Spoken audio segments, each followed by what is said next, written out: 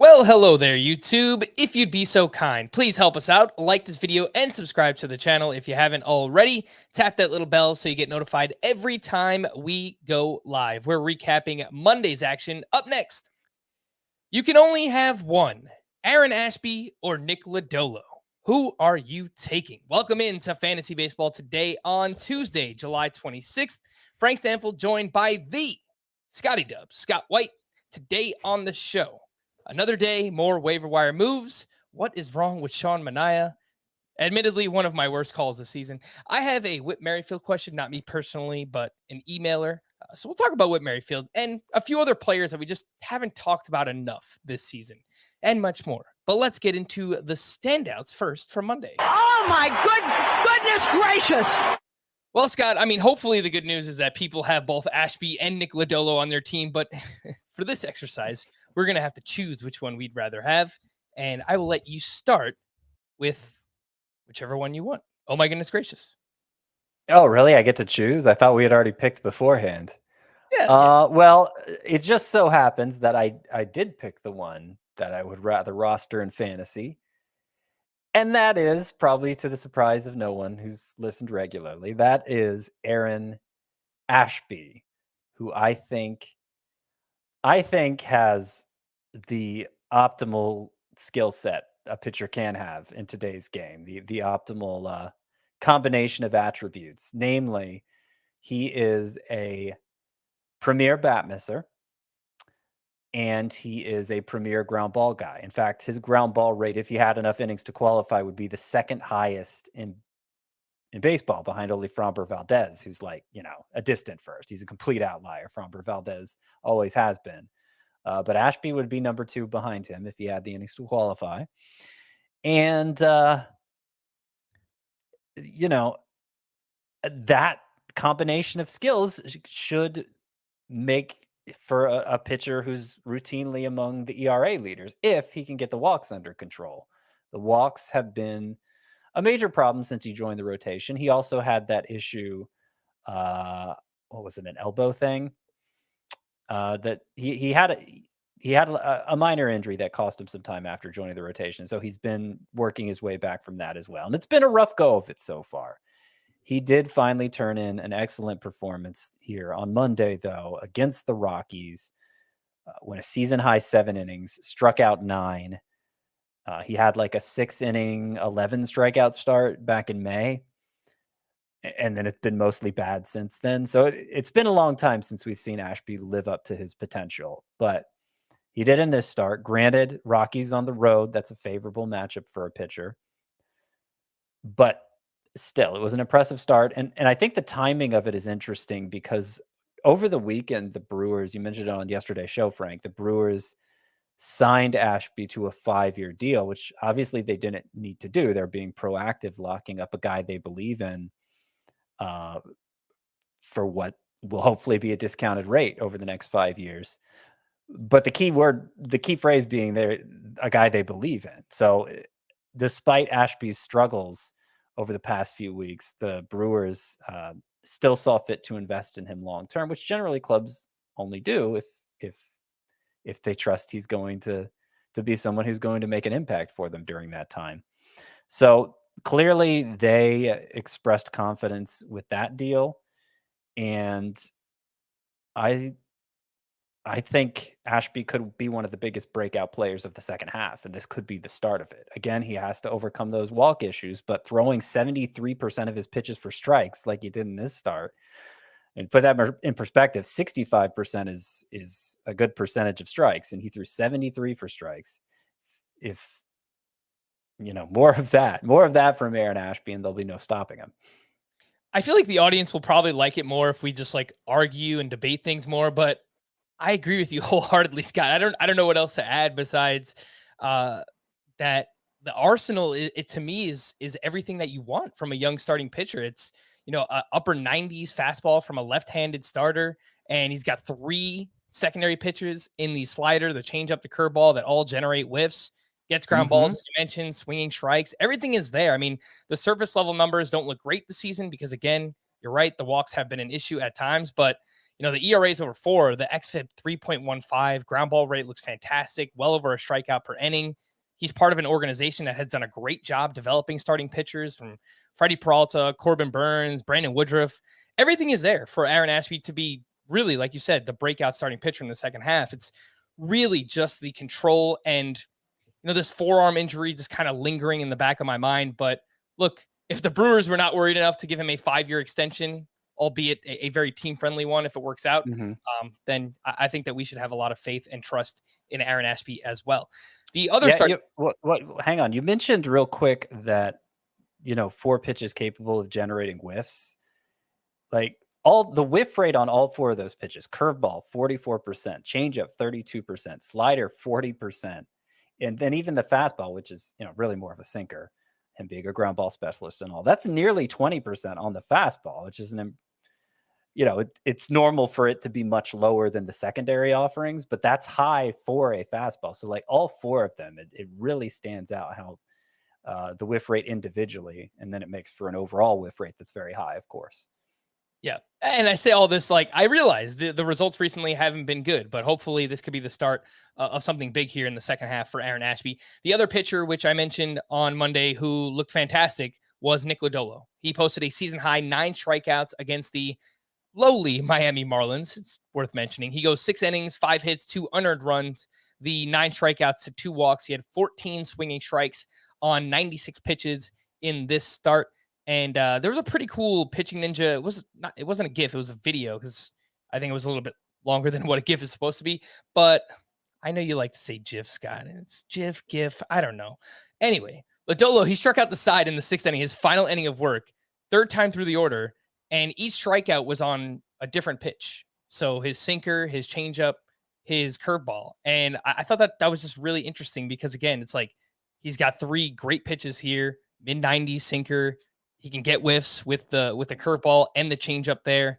He's another one where, like, the surface level numbers don't look good for Lodolo, but the underlying numbers look very good for him, Scott. So obviously you said that you would take Ashby over Lodolo, but let's kind of mix in some of the names that we talked about yesterday too, and throw like Braxton Garrett, Reed Detmers, even Dustin May in this mix, because he's one of the most added starting pitchers on CBS right now. So Ashby, I assume, is at the top of that list, but where does Lodolo kind of fit in with Garrett, Detmers, Dustin May?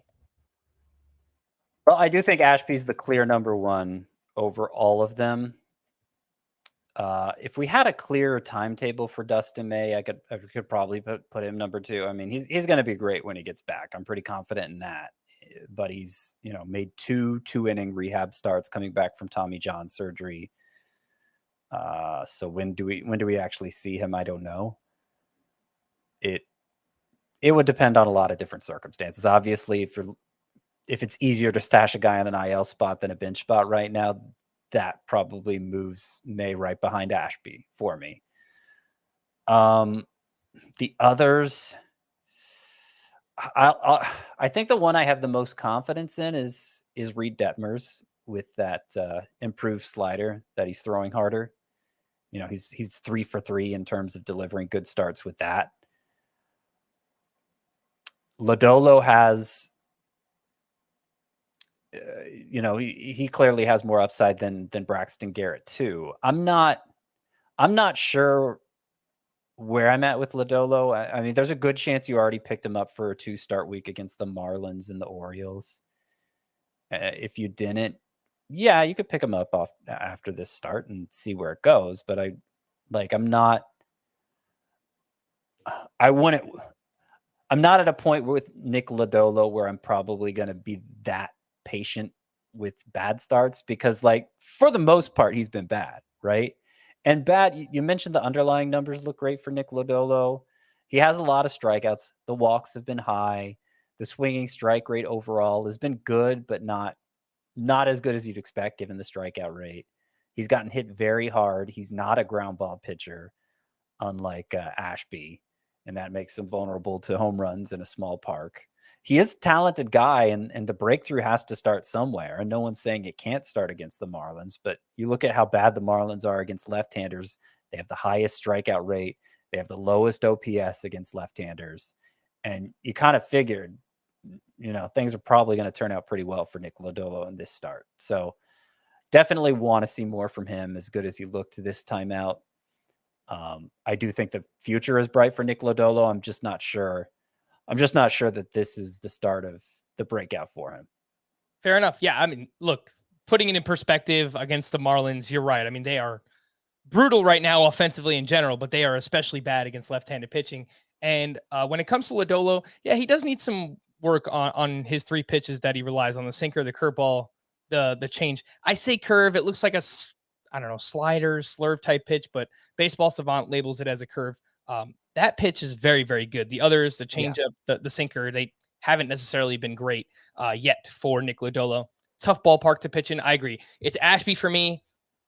I think it's really close between Lodolo and Detmers. If you wanted to take Detmers, I don't have a problem with it, but I personally would probably take Lodolo. And then it's Dustin May and Braxton Garrett behind those names for me. Other waiver wire starting pitchers from Monday, not nearly as exciting as the ones we've already talked about, but Zach Greinke has put together some solid starts since returning from the IL. He went 5 shutout with 5 strikeouts against the Angels, and in 6 starts since returning from the IL, he's got a 3.19 ERA. He's 45% rostered. Adrian Sampson turns in his first quality start in 6 tries. He was up against the Pirates. He went 7 innings, 2 runs, had only 3 strikeouts. His ERA is 2.97 so far. JT Brubaker, another solid outing. He was at the Cubs on the other side in that game. 6 innings, 2 runs, did give up a good amount of hits, base runners in general, 8 hits, 2 walks, only had 4 strikeouts. His last 11 starts for Brubaker, 3.09 ERA, 58 strikeouts, 11.3% swinging strike rate. He's been solid. The control is the issue there. And then Kyle Freeland, arguably his best start of the season. I don't know how much it matters. 7 shutout with 7 strikeouts. He was at the Brewers. His ERA is still well over 4.64. Scott, any interest in these names? Maybe in deeper leagues: Greinke, Sampson, Brubaker, Kyle Freeland. I think my favorite is Brubaker, but yeah, I mean, for having a 3.17 ERA over his past 8 starts, the whip during that stretch is very high. And, he pitches for the Pirates, so he doesn't have a high margin for error there. So it's not saying much that Brubaker's my favorite. I see them basically all as streamer types. Freeland, this start, he actually beat Aaron Ashby in this start, unfortunately for Ashby. So it was a road start. And his ERA on the road, he entered with a 3.57 ERA on the road, so it's gotten even better. So that makes him potentially a pretty good streamer whenever he's on the road. But, that doesn't come with a lot of strikeouts or anything like that. So we're not talking like must start on the road. Yeah, that's about it. Not terribly excited about this group. I cannot blame you. Let's move over to some waiver wire hitters. Third base. We talk about third base all the time, how it's not great. And we had a few that actually stood out here on Monday. Josh Rojas with the Diamondbacks. He has 4 different position eligibilities on CBS: second base, third base, shortstop, and outfield. He went 2 for 4 with a walk and 3 stolen bases. He is batting .279 on the season, only 5 homers, but does have 11 steals total. He's 58% rostered, been leading off consistently for the Arizona Diamondbacks. Alec Boehm has back-to-back 3-hit games, and he's having a pretty big July. He's batting .429 in the month, 2 homers, 2 doubles, 10 RBI, only 7 strikeouts, 90-mile-per-hour average exit velocity. He's 49% rostered. And then Jeimer Candelario, it's been a brutal season for him, but he did have a big game here. 3 for 4 with a double dong, and he's turning it around. Last 11 games, he's batting .314 during that time, putting the ball in the air more, and does have a few home runs during that span. Had a big second half last year, too, so maybe something he can get going here in the second half. Scott, what do you think? If you need a third baseman in a deeper league, maybe a corner infielder: Rojas, Boehm, Candelario. My favorite is Rojas because he offers that speed element. And as you said, at least against righties, he bats leadoff. Carson Kelly has been batting leadoff against lefties, which makes sense. Carson Kelly's always demolished left-handers. And last I checked, he had 2 doubles again here on Monday night. So Carson Kelly's hot. But anyway, back to Rojas. Yeah, he's probably my favorite, but not. I don't see an especially high ceiling there because I don't think there's a lot of power potential. We had hopes for it at one point in time, but I think now we've seen enough of him in the majors to know that 2019 season in the minors was probably a product of a juiced ball. Bowman, Candelario, yeah. I mean, there's not enough there to get me excited yet. I want to watch Bohm. I know we kind of mention him here and there at times. He makes a lot of contacts. He's put the ball in the air a little bit more this season as well. It's a great ballpark to hit in. And again, he's having a big July. So let's see if he can kind of build off this and maybe get some power production. That's what we really need to see out of Alec Bohm. What about his teammate? This is probably more in deeper leagues, maybe someone you want to scout for now. But Bryson Stott went 2 for 4, hit his 7th home run. He added 5 RBI in this game. And over his last 10 games, he's 11 for 35. That's a 314 batting average. He's got 3 home runs. And the overall numbers this season are not great. As I mentioned, batted ball data doesn't look good. Only 23% rostered. But, was a pretty decent prospect coming into the season, Scott. Anything to do with Bryson Stott? I don't think you need to do anything with Bryson Stott yet, but I am keeping an eye on him. Since May 31st, he has an 89.5 mile per hour average exit velocity, which is solid. You could definitely hit for power with that kind of exit velocity, 89.5. His strikeout rate since May 31st is 12.2%, which is very good. Making a lot of contact, and it's pretty good contact. He's batting .229 with a 400 slug during that time. So, that's why I say there's nothing to act on here yet, but I do see things slowly trending the right direction for Bryson Stott. And yes, he does have a solid prospect pedigree. Looks like he has pretty good plate discipline, which is a nice foundational skill to have. But yeah, he has to start actually producing more consistently. Look, he's in the right ballpark to get it done, right? Left-handed hitter in Citizens Bank. It seems like, it would be a match made in heaven. It's just, he wasn't a huge power hitter in the minors. He put the bat on the ball quite a bit, but maybe he could tap into that a little bit more here in the second half. Carson Kelly, you're right, Scott. I mean, he had another big game here on Monday. He went 2 for 4 with the 2 doubles, as you mentioned, 2 runs scored, 2 RBI. And in the month of July, he's hitting 385, 4 homers, 10 RBI, and 1149 OPS. So Carson Kelly, he is very hot right now. And let's see, one catcher league, Scott, say you've been riding out with like Keibert Ruiz, Sean Murphy, Christian Vasquez, really that, I guess not even second tier. It's probably like the third tier of starting catchers. Would you drop those names for Carson Kelly right now? Okay, so Keibert Ruiz, say a couple others there. Keibert Ruiz, Sean Murphy, Christian Vasquez. Vasquez has been pretty hot too, but if you're not happy with your catcher and it's not an obvious stud, I don't know who's been cold there near the top of the rankings. I don't think Travis d'Arnaud has been doing anything recently. I'm not dropping Travis d'Arnaud, right? But if it's a catcher who's a little beyond that high end group and you're not happy with his performance, yes, in a one catcher league, you can always swap out for the hot hand. And in Carson Kelly's case, it may prove to be more than that. I mean, Carson Kelly was a consensus top 10 catcher going into last season.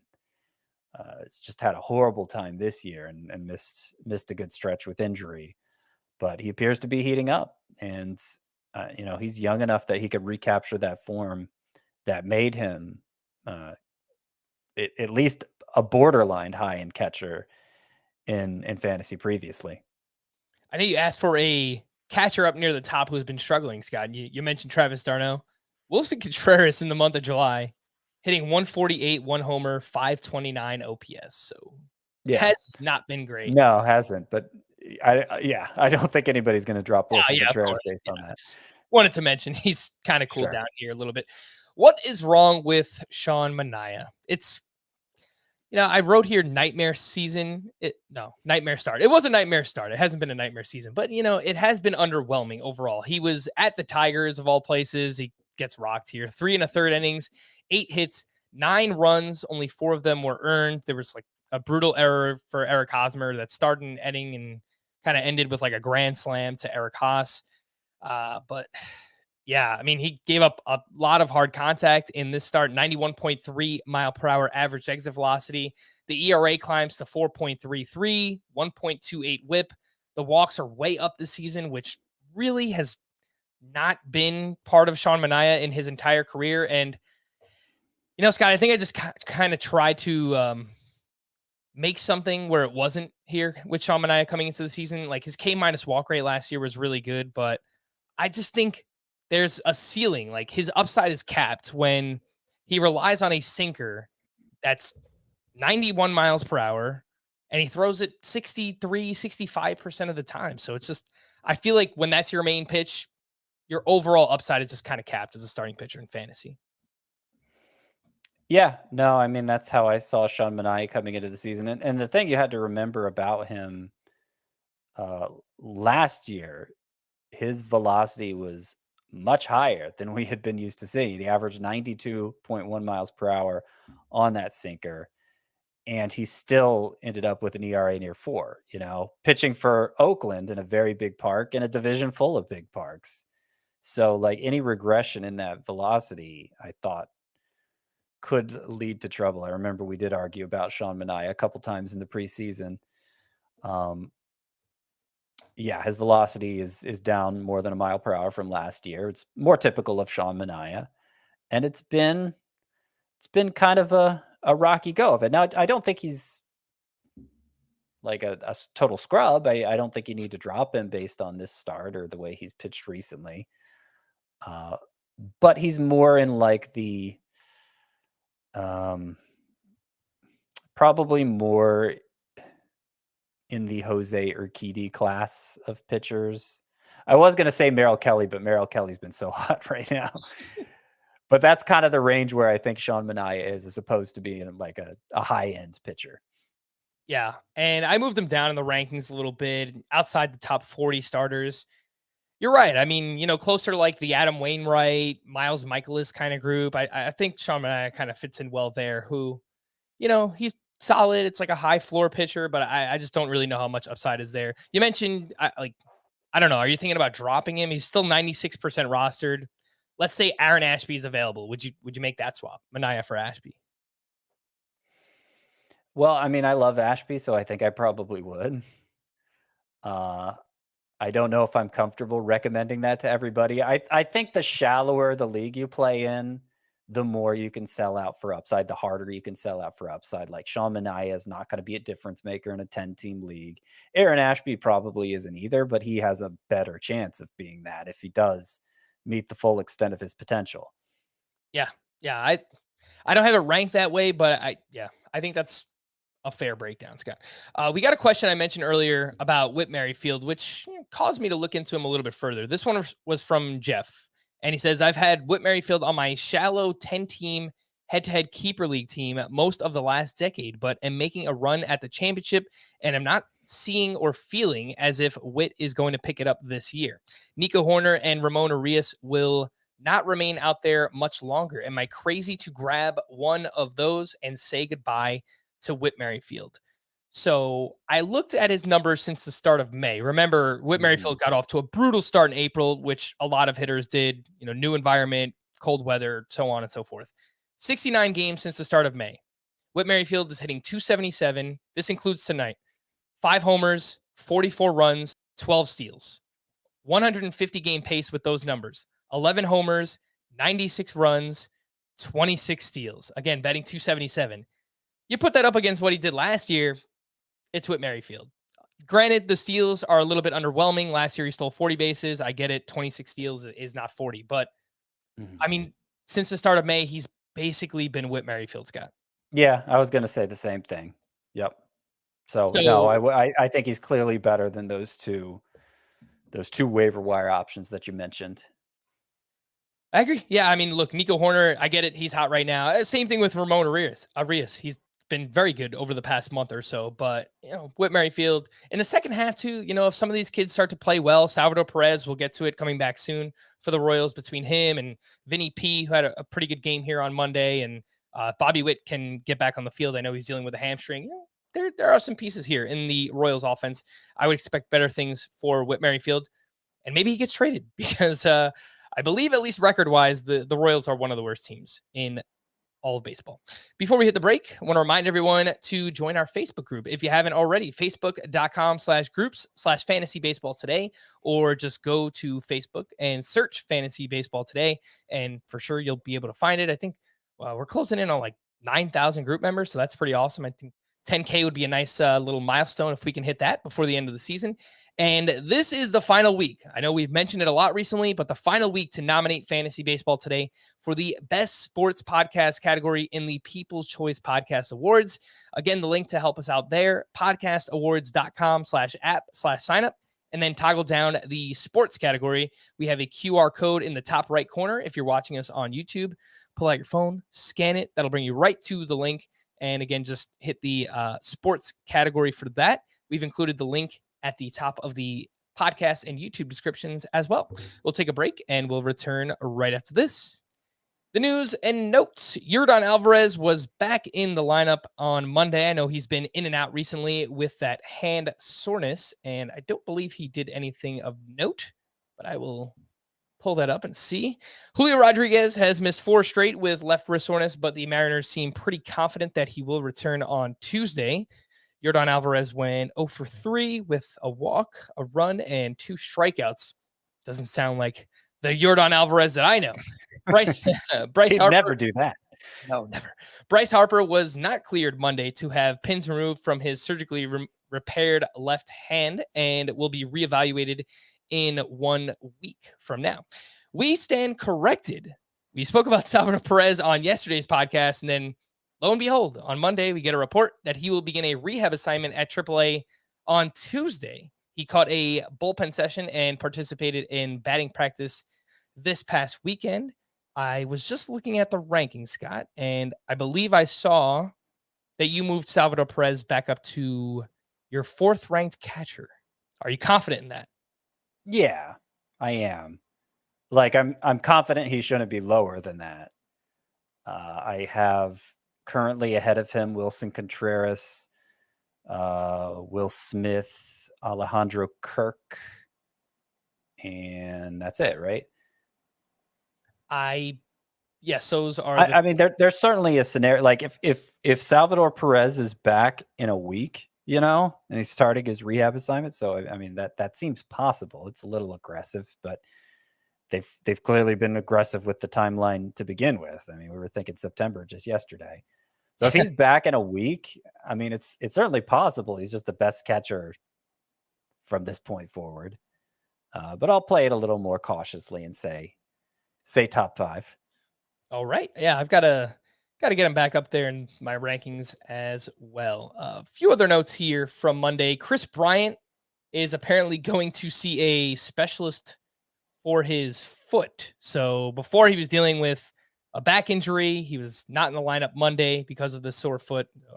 Just seems like one thing after another. It's been kind of hot recently, Chris Bryant, but now dealing with this foot injury. The other big news was Mackenzie Gore left his relief appearance on Monday due to left elbow soreness. So that would explain the velocity being down recently for Mackenzie Gore. And they've kind of ramped him up a lot this season between, after last year, he spent a lot of time in the minors and trying to work on his mechanics, and he was in the rotation a lot this year. So I don't know, maybe they just kind of put too much on his plate too quickly, but hopefully for dynasty purposes, Mackenzie Gore is okay.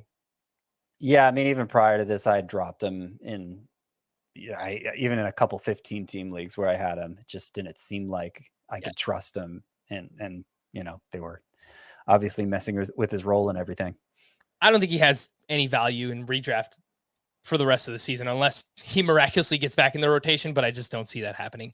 Gene Segura will also begin a rehab assignment at AAA on Tuesday. He looks like he could be ready when first eligible on August 2nd. JD Martinez has missed 4 straight while nursing back spasms. He remains day-to-day. And the Red Sox are kind of a hot topic right now because the trade deadline is approaching. I believe it's August 2nd, and the Red Sox are pretty clearly falling out of it here, and they have a lot of names available: JD Martinez, Xander Bogaerts potentially. So we'll see if Martinez can get back on the field. Maybe he is shipped out to another team. I think I saw the Mets linked to JD Martinez here on Monday. Justin Turner has missed 4 straight with that abdominal injury and went through a full pregame workout. Sounds like he could be back on Tuesday or Wednesday with the Dodgers. Chris Taylor was cleared to run on the field on Monday. He's been on the IL since July 4th due to a small fracture in his left foot.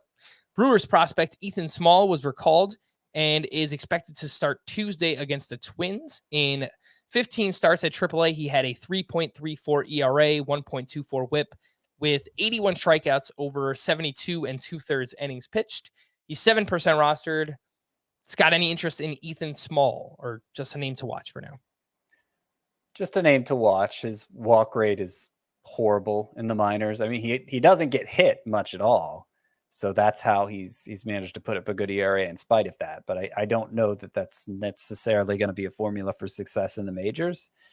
And I don't think he's going to have a lot of runway here either, because Freddie Peralta, he's already started a rehab assignment, right? Like he's getting close to returning. I believe he made a rehab start on Sunday. But I'll try to pull that up and see how he did, because I didn't see any results from that start. Yadier Molina will begin a rehab assignment at AAA on Monday. Rather, he began a rehab assignment when you are listening to this. Mike Zunino will undergo thoracic outlet surgery and miss the remainder of the season. His teammate Kevin Kiermaier will undergo hip labrum surgery and will also miss the rest of the season.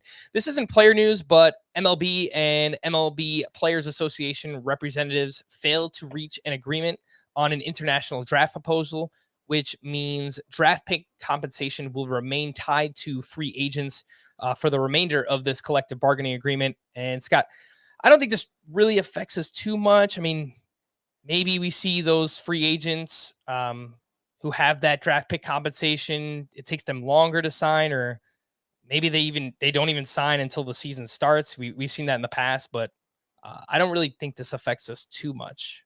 What do you think? Yeah, I mean, that's something that I would have liked to see end, so that we don't have that awkward situation with free agents holding out until the start of the season, basically. But it seems like it's going to continue, so we just have to live with it. Freddie Peralta's rehab start on Sunday. He went 2 innings, 1 hit, 1 run, 1 walk with 3 strikeouts. So it's a start. I think he's probably going to need, maybe 2, 3, 4 more, and hopefully we'll get Freddie Peralta back in the next coming weeks. Let's evaluate some hitters that we haven't talked much about so far this season. JT Realmuto picked up his 13th steal of the season here on Monday, and it's kind of been a weird season, batting average hovering around 250. He does have 8 home runs, so the power has taken a step back so far. Oddly enough, Scott, I thought his season was going a lot worse than it was. I guess it's just the catcher position is so bad, but he's still the 4th ranked catcher in both head-to-head points and roto this season. But again, the power is what has really declined. 397 slugging percentage is a career low. His 144 ISO is second lowest of his career. What do you make of the season that we've seen so far from JT Realmuto? I think he's a player who's obviously in decline, and it's been pretty steady the last few years, taking a small step back each time. And I think it's pretty obvious at this point that he is not as good of a hitter as he once was, but he plays a lot still, and that helps elevate him in points leagues. And the 13 steals, I'm sure, are elevating him in roto leagues and 5x5 scoring. It's more than twice as many as any other catcher eligible player, including Dalton Varsho, who we thought would maybe be the big base stealer at that position. Realmuto's more than doubled him up. So that has helped. And we've seen him deliver double-digit steal totals before. I think he's on pace for a career high at this point, or is 13 already the high? It's got to be close. Yeah. So that was unexpected, and it's helped kind of soften the decline, I guess. Mm-hmm. yeah, he's equal to his season high set last year, actually. Yeah.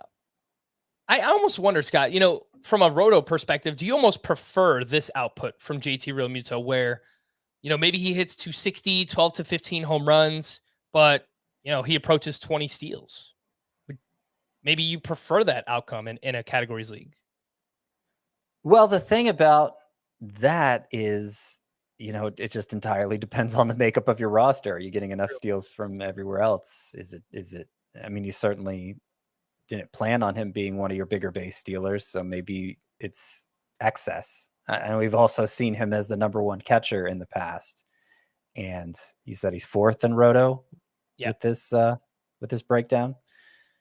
But again, it depends on what you need more of. Steals, I think there have been more sources of steals. I'm not saying there are a ton of steals out there, but it hasn't been so confined to just a handful of players. At least that's I haven't looked into it and really broken it down, but when I look at my own rosters, it's like, oh, I'm doing okay in steals, and I'm getting them from a bunch of places I didn't expect to get them, Yeah.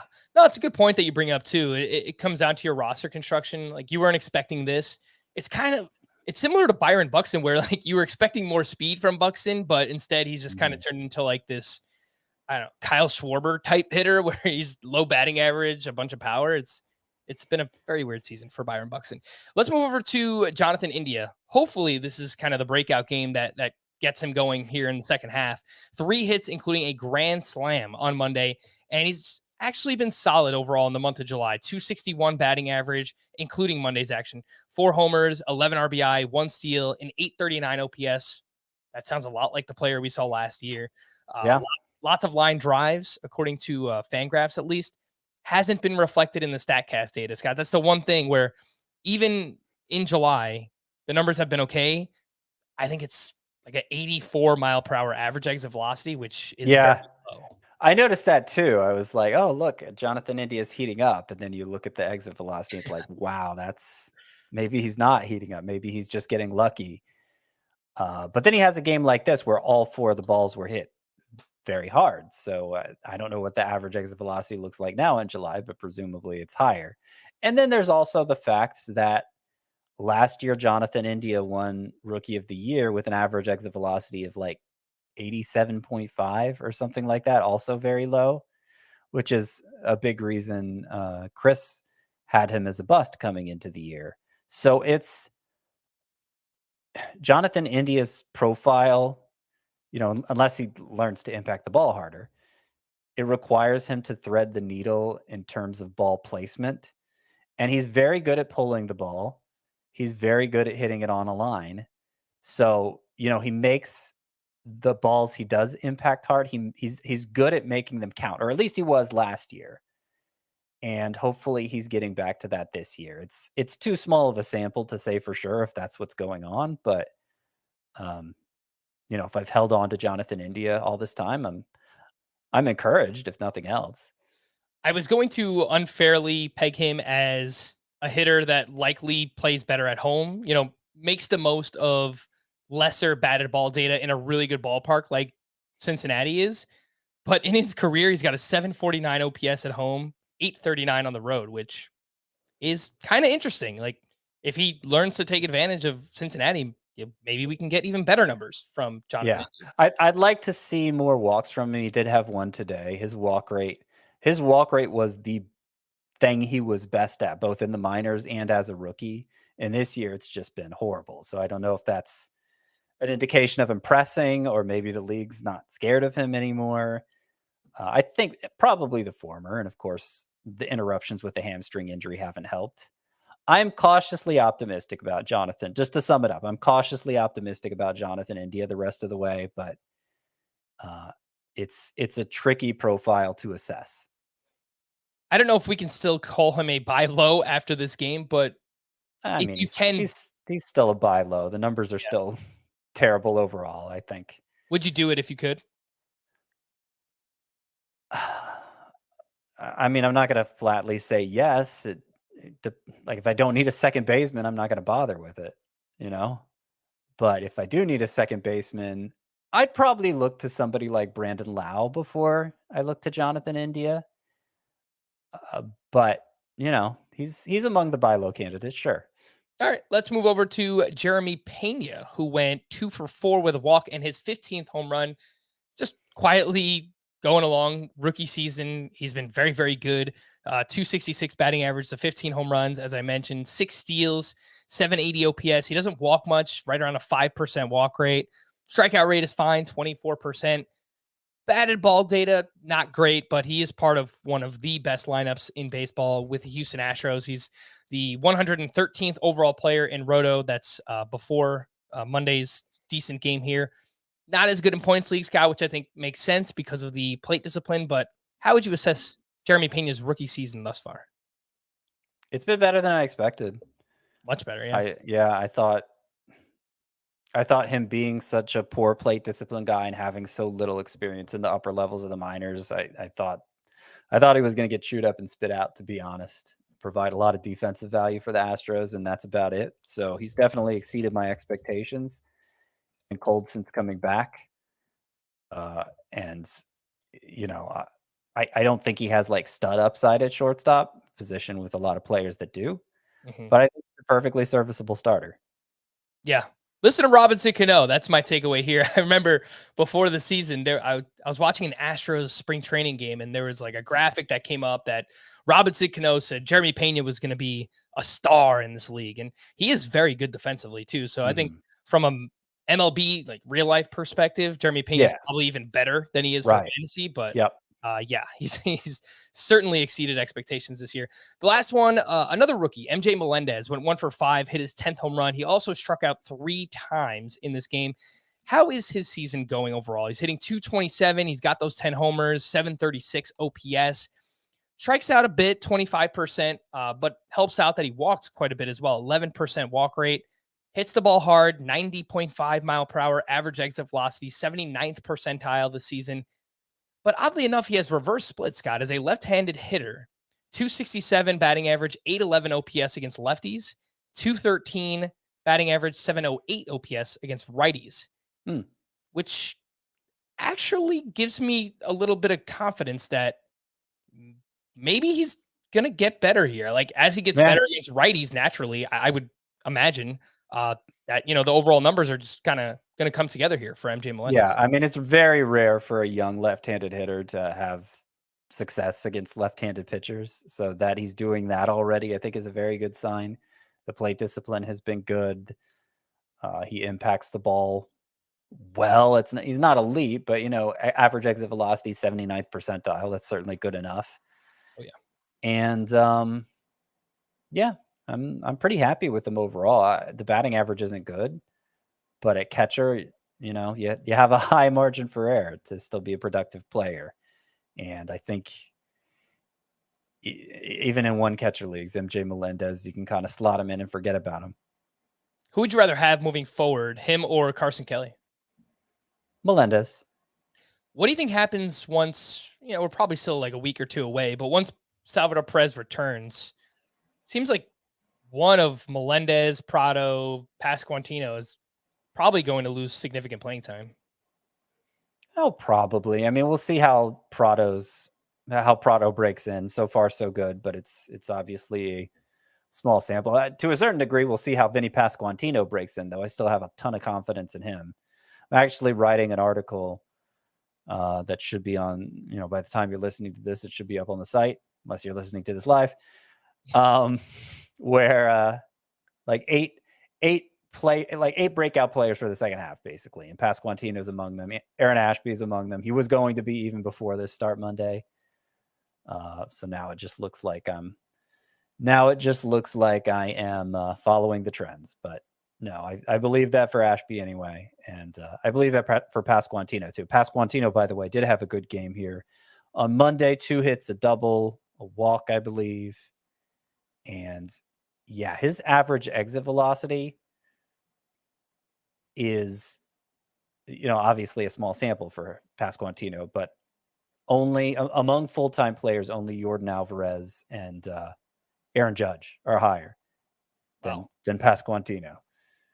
And he has a better strikeout rate and walk rate than Mookie Betts. So Like I think Pasquantino is really good. I think it's going to start to show itself soon. But getting back to your question, if Prado is good, if Pasquantino is good, and Perez is coming back, like we've seen Melendez play the outfield in the majors, we've seen Prado play the outfield in the minors. I think they'll figure it out.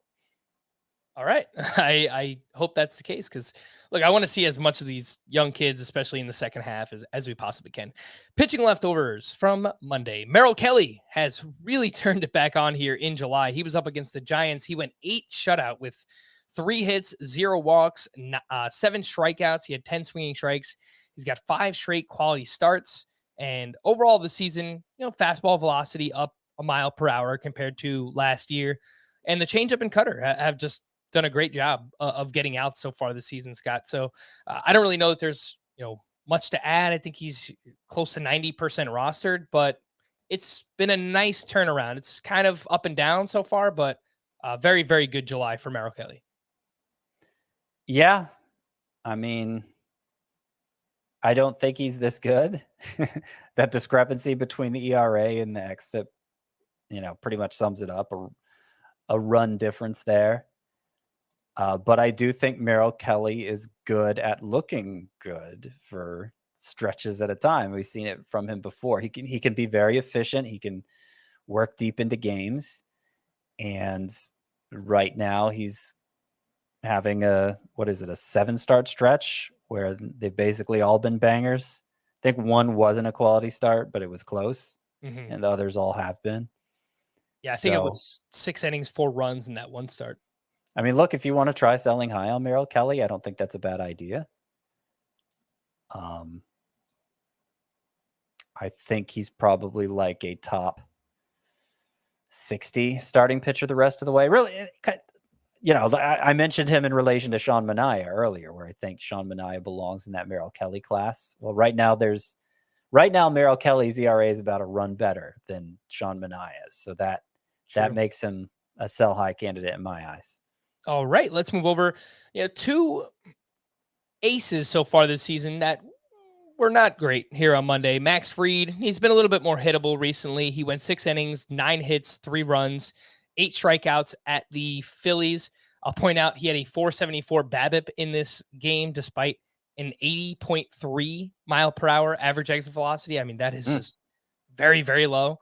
So maybe a little bit unlucky here for Max Fried. And then Tony Gonsolin did not have his best stuff. He was up against the Nationals. He also got kind of banged around in this weird 5th inning where Juan Soto hit a triple that skipped over Freddie Freeman's head. It was very weird how it all went down. But Tony Gonsolin went 6 innings, 4 runs, 4 strikeouts in this start. Anything, Scott, on Fried and Gonsolin? Fried hasn't looked right since he left that start with I'm trying to remember what it was. It was like a hamstring injury, some minor leg issue. And he had his velocity's been down his last 3 starts, and none of them have been horrible, but he's just looked a little off lately. Velocity's not way down, but half a mile per hour down on everything.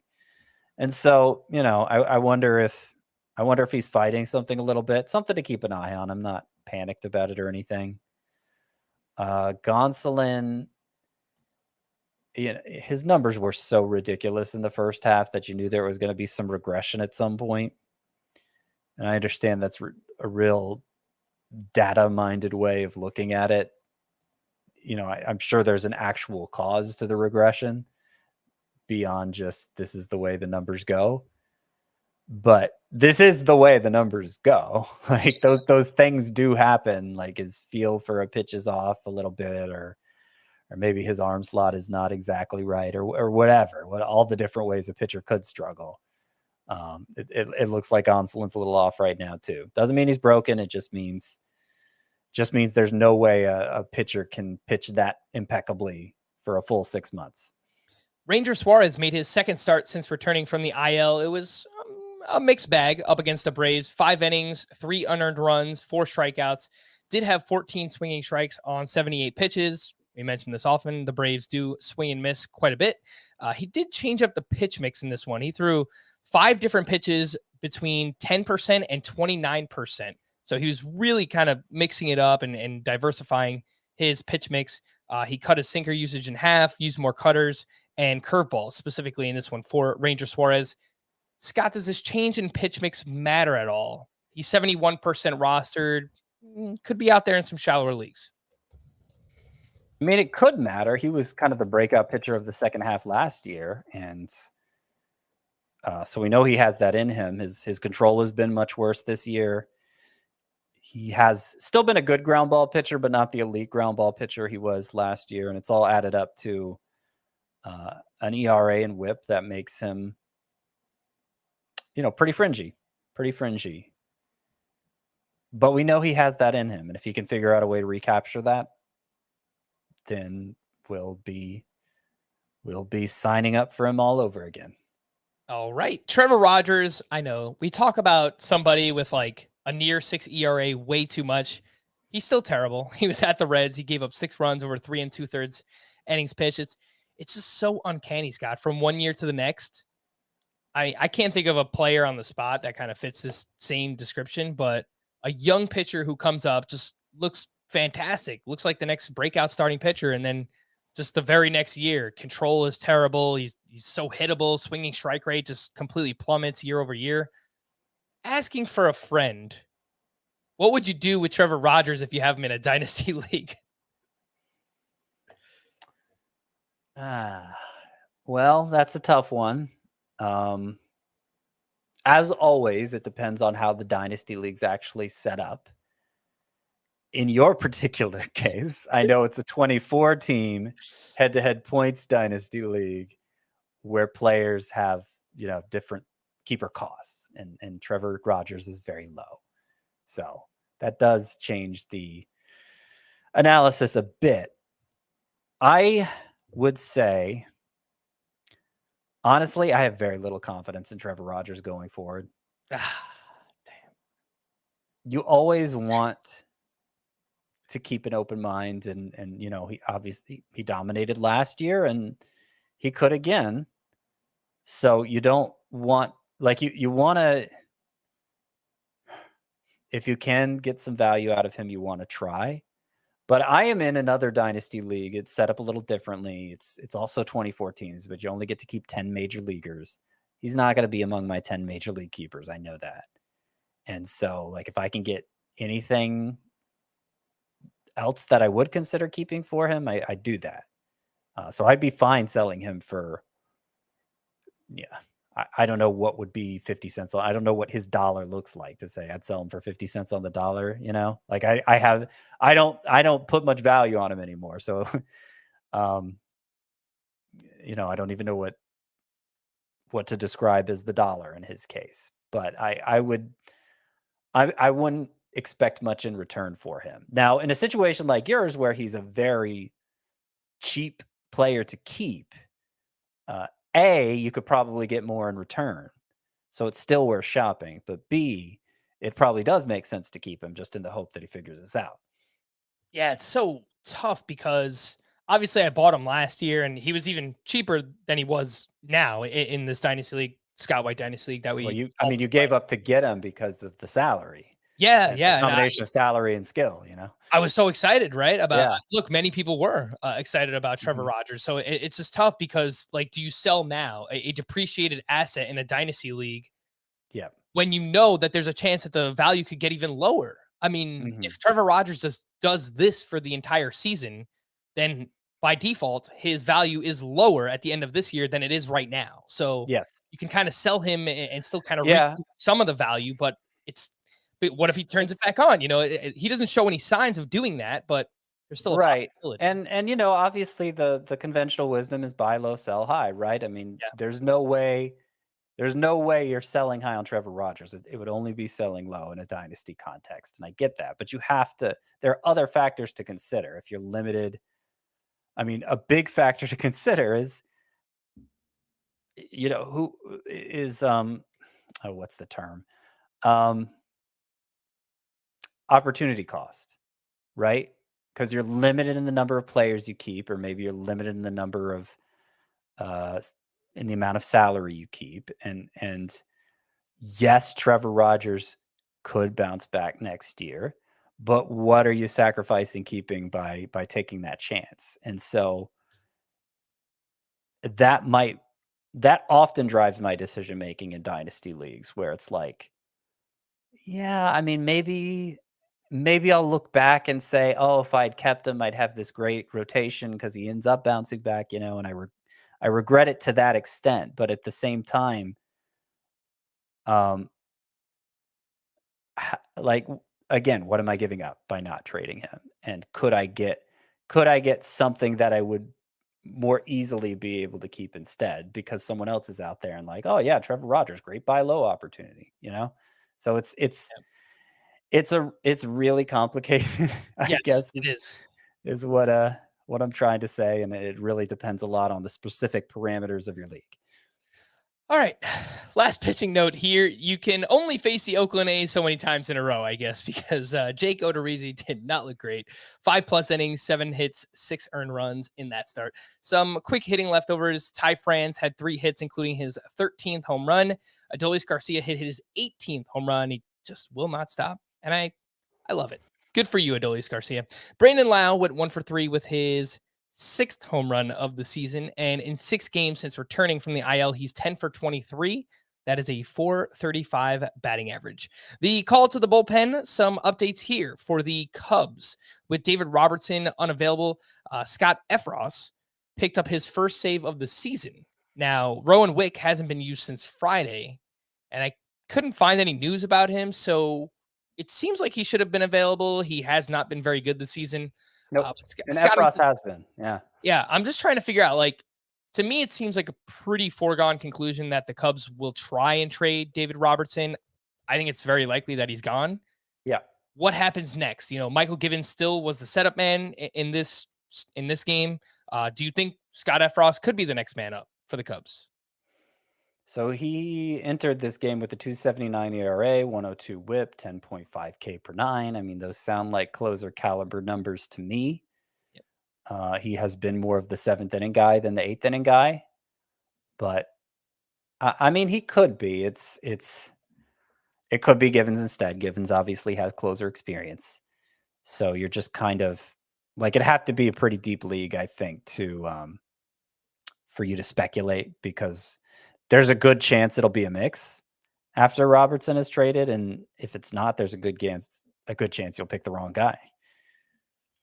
Yeah, this time of year is very interesting, especially in deeper leagues. You try and stash a few guys leading up to the deadline because it's just so hard to find saves in like 15-team roto leagues. But it's not entirely a guessing game, but it's pretty close to a guessing game. For the Phillies, Sir Anthony Dominguez struck out 1 for his 5th save of the season. He is 42% rostered. For the Red Sox, Garrett Whitlock pitched the final 2 innings for his 2nd save of the season, and he Tanner Houck last pitched on Saturday. So it seems like he could have been available. They only had one other save opportunity since Whitlock returned, and Houck blew that one and wound up with a win. So what are you thinking here, Scott, with the Red Sox bullpen? Is it fluid? Do you think maybe Garrett Whitlock comes in for more saves? What do you think? I think it's still probably Houck. I know he hasn't had one all month, but that's partly because the Red Sox just haven't had many save opportunities. Like their 2 most recent saves prior to this one, one went to John Schreiber on a day when Houck was unavailable, and one went to Ryan Brazier in an 11-inning game. So, like, okay, you're gonna understand why Houck didn't get those saves, and I think that's why he's in a saves drought. And I think this one was just Whitlock is used to going multiple innings. He pitched the 8th inning fine. Let's leave him out there for the 9th. All right. For the Nationals, Kyle Finnegan gave up a hit, but did pick up his 3rd save of the season, and he is 24% rostered. Scott, let's say you need saves, 12-team roto league, Sir Anthony Dominguez, Garrett Whitlock, Kyle Finnegan. How are you ranking those 3? I'm ranking them Sir Anthony Dominguez, Ryan Finnegan, Garrett Whitlock. All right. For the Rockies, Daniel Bard allowed a hit and a walk, but picked up his 21st save. For the Oakland A's, my good friend Lou Trevino, he hates me, but he also still stinks. He entered with a 3-run lead. He gave up 3 hits, a walk, a run, did pick up his 9th save of the season. One day after I drop him in all of my leagues. For the Mariners, Paul Sewald pitched in the 8th inning to face the heart of the lineup, Corey Seager, Jonah Heim, Adolis Garcia. And then in the 9th inning, Diego Castillo started the inning. He gave up a run on 2 hits and a walk. He was relieved by Eric Swanson, who picked up his 2nd save of the season. To stream or not to stream on Tuesday, Keegan Thompson versus the Pirates, Spencer Watkins versus the Rays, Jose Suarez at the Royals, Angel Serpa with the Royals. He is going up against the Angels, Dane Dunning at the Mariners, and Mitch White versus the Nationals. Mitch White's okay, but I'm not confident he's going to go deep enough for a win. Yeah. But it's a good matchup, and he's pitched okay. I think Keegan Thompson is fine against the Pirates. Yeah. On Wednesday, we have Brad Keller versus the Angels, Cole Irvin versus the Astros, Marco Gonzalez versus the Rangers, Braxton Garrett at the Reds, Domingo Germán at the Mets, and Tyler Wells versus the Rays. I think our boy Braxton Garrett, time to see if he can do it against somebody other than the Pirates. not like the Reds are that tough of a matchup. So yeah, I think he's the choice here. I think that's fair. We do have a few Team Name Tuesday, very limited selection here, but I'll read them off. From Bill's fiance, Candy. If loving you is wrong, I don't want to be right. Spelled with a W. Yep. I think we've heard that one a few times, but an oldie, but a goodie. From Robert, Natural Born Kellers. Okay, that works. And from Terry, Scott, you're going to hate this one. For the beer aficionados out there, Hayes India Bell Al Cantara. It's supposed to sound like Hazy India Pale Ale, but he also emailed in and said that he wrote that while drinking a Hazy India IPA. So made him a little hazy. I think so. Hayes India Bell Al Cantara. That's what we're going with there. All right, we're gonna wrap up. That is for Scott. I am Frank. Thank you all for listening and watching Fantasy Baseball today. We'll be back again tomorrow. Bye-bye.